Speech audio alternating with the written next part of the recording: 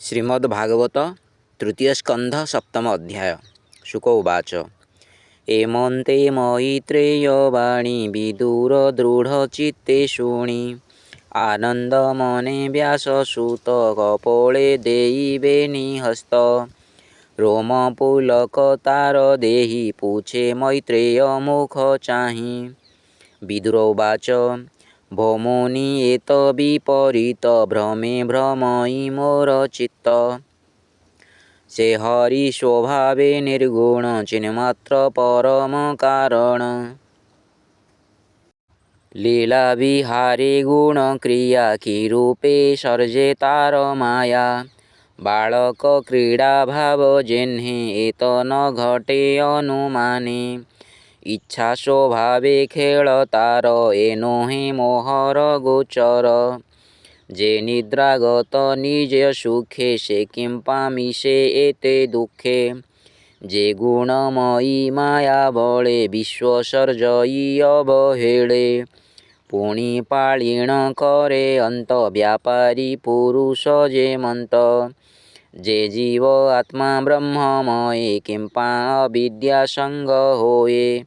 कर्म करई नाना मते जे देश काल पात्र अर्थे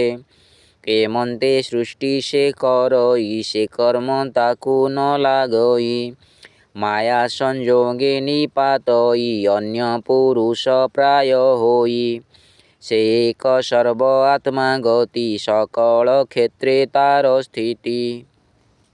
कर्मरु सुख क्लेश स्फुरे से किंपा कर्मे विहरे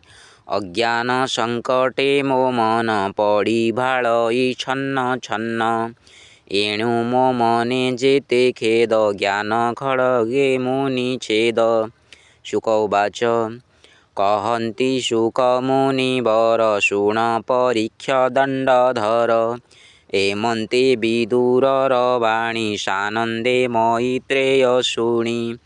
विष्णु चिंतन अनुरागे हसी कहन्ति तार आगे। मैत्रेय उवाच से विष्णु मायामय देहि एमन्ते मनकु मोहयि ईश्वर स्वभावे विमुक्त तार बंधन माया मात्र जेसने स्वप्ने अनुमान हुवई मस्तक छेदन से रूपे आत्मार बंधन असत्य सत्य प्राये जान आत्मार विपरीत भावे ईश्वर ईश्वर स्वभावे शरीर भेदे इच्छा करे जेसने दर्पण भीतरे देखन्ता पुरुष को मोहे तार विकार देहे बहे कर्म करन्ते से करई से जन्हे ताकू न लागई एमन्ते कृष्ण माया बळे चंद्रर छाया जेन्हे जळे जल कंपने से कंपई से जेन्हे ताकू न लागई तेमन्ते जीव माया बळे आत्मारे न रहे निश्चळे योगिये योग ध्यान बळे आत्मारे रहन्ति निश्चळे इंद्रिय तांकू न लागन्ति अंतरे निश्चळे रहन्ति विष्णुर पाद से ही मते जेवा चिंतन्ति अविरते ताहांक देहे क्लेश जेते दहन हुवन्ति समस्ते एणु कृष्णर गुण गाथा जे शुणे जे अभाव कथा अशेष क्लेश तांक देहे दहन हुन्ति तृण प्राये से हरि पाद पद्म गंधे चित्तलोभित मकरंदे नित्ये पिबन्ति भृंग प्राय तांकू न लागे जम भय। विदुर उवाच भौमुनि तुम्भ वाक्य असि मो मन संशय विनाशी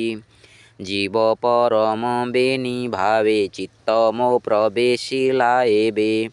अविद्या मूल ए संसार सत्य ए वचन तोहर विष्णु माया रे जीव भ्रमे असत्य सत्य प्राये मणे संसारे मूढ़ जेऊ जन जेवा ईश्वरे दृढ़ मन एवेनि संसारु तरन्ति मझि मझि का नाश जान्ति।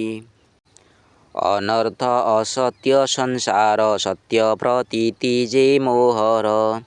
ता तुम्भ चरण सेवारे नाशिवी तुम्भर कृपारे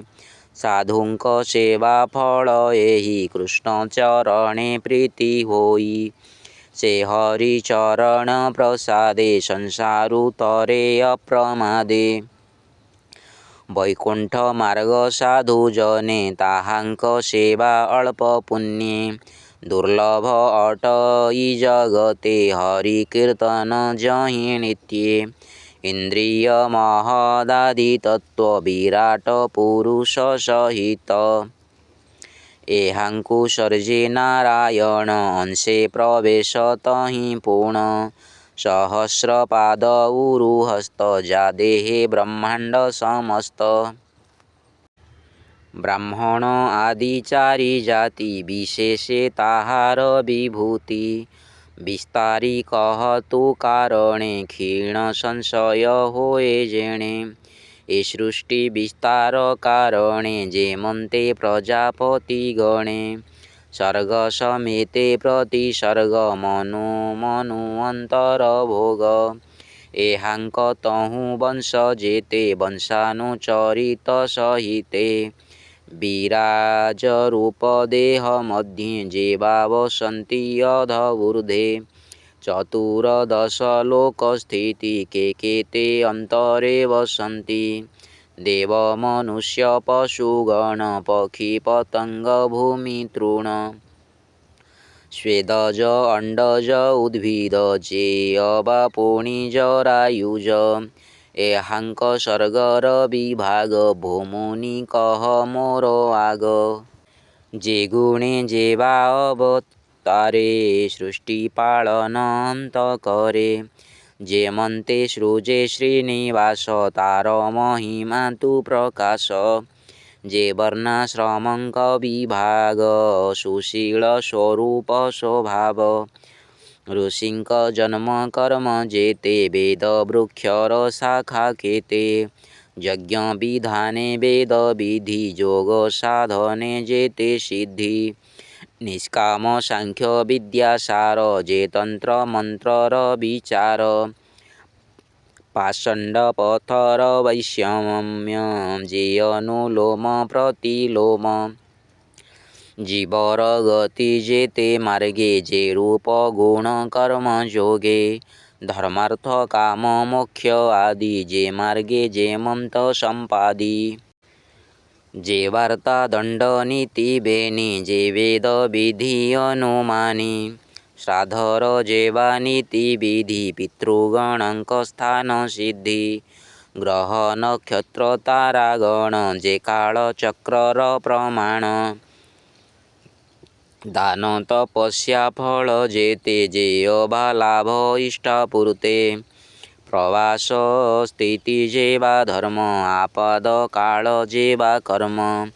जेणे गोविंद तोष होई जे धर्म जनक बोलाई से हरि प्रसन्न जे मंते भोमुनि कह दया चित्ते सेवक शिष्ये ऋषि गणे ज्ञान कहन्ति साधुपणे जे पुत्रे पिता तोष होई स्वधर्म मार्गे शिक्षा देई दीन वत्सल जेणु गुरु पचारु अबाना पचारु तत्व प्रलय केते मते सृष्टिरे संचरन्ति जेते विराट रूपे देहे थान्ति पुणि के मन्ते लीन होन्ति आत्मार स्थिति अबा काहि के बा स्वरूपे प्रकाशयी जे गुरु शिष्यंक संवादे ज्ञान साधन्ति मोक्ष सधे ए आदि जेते प्रश्न मोर पंडित जने जे गोचर के मन्ते पुरुषंक देहे ज्ञान वैराग्य भक्ति होए ए जेते प्रसन्न मोहरी हरि महिमा इच्छा करी पुछिली तुम्भर अग्रते भोमुनि कह सर्वमते जेणु मायारे पड़ी मोहि ज्ञान विहीने अंध होई तुम्भकृपारे चक्षुपायी निर्भये बिहरि विमुहि जीवर जेवा भय दहे हरि देखाए सर्वदेहे जेते वेद यज्ञ मंत्र तप समाधि दान तीर्थ ए पुण्य कला मात्रे समनुहन्ति वेद आदि कर्म। शुक उवाच एमन्ते पुराणसङ्कल्पे विदुर मैत्रेय समीपे आनन्दे जेते पचारिला सृष्टिसम्बन्धे विष्णुलीला शुणिहरस मुनिवर बोलन्ति शुण हे विदुर ए भागवत प्रश्नवाणी कर्णे शुणन्ति जेते प्राणी जेयवा वदने उच्चारी विष्णुमायारुजन्ति तरी तृतीय स्कन्धे भागवत कहई दास जगन्नाथ इति श्रीमद्भागवते महापुराणे पारमहंस्यां संहितायां तृतीयस्कन्धे सप्तमोऽध्यायः।